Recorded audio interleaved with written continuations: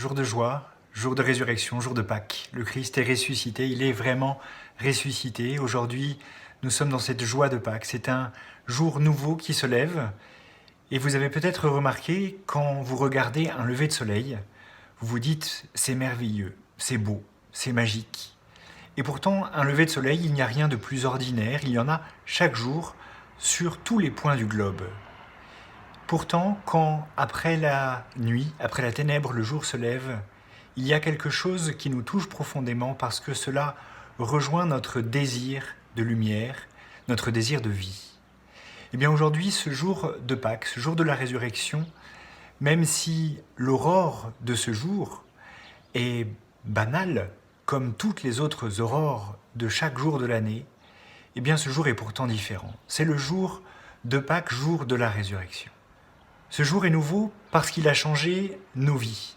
Il a changé notre propre vie, il a changé la vie de tous ceux qui suivent le Christ. Il a changé la vie également de tous ceux qui ne connaissent pas le Christ, de ceux qui ne croient pas en Dieu, de ceux qui ne le connaissent pas. Si le Christ aujourd'hui est le centre de notre vie, il est aussi le centre de l'histoire pour toute l'humanité. Et tous les chrétiens sont attachés à cette vérité que le Christ est venu pour tous les hommes et femmes de notre humanité. Et c'est pour cela que les chrétiens sont attachés à partager cette joie de Pâques. Ils aiment transmettre cette bonne nouvelle. C'est pour cela que les cloches sonnent. C'est pour cela que nous crions « Alléluia ». C'est pour cela que nous chantons la joie du ressuscité. Nous avons cette bonne nouvelle à partager pour tous. Elle n'est pas confinée, cette nouvelle. Elle n'est pas pour certains. Oui, nous sommes confinés, et oui, nous sommes sauvés. Nous ne sommes plus obligés de rester entre quatre murs, les quatre murs de notre péché. Nous avons le Christ qui est venu abattre les murs de notre péché, abattre les murs de notre obscurité pour nous donner la vie et cette vie nouvelle qui vient de lui.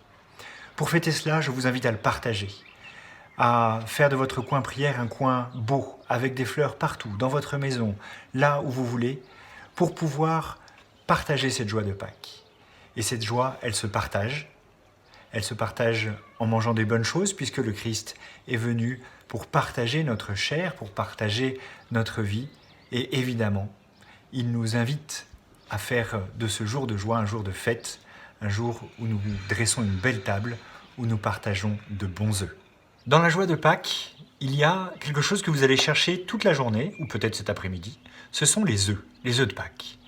Les œufs, c'est le symbole de cette pierre du tombeau, qui était symbole de mort, qui devient symbole de vie et de joie.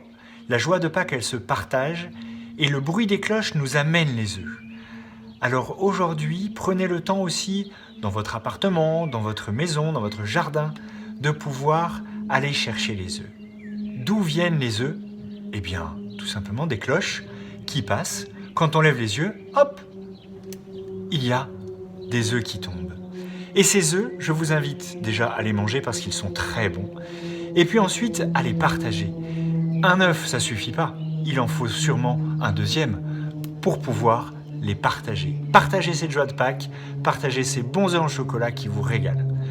Bonne et sainte fête de Pâques à tous. Le Christ est ressuscité, il est vraiment ressuscité.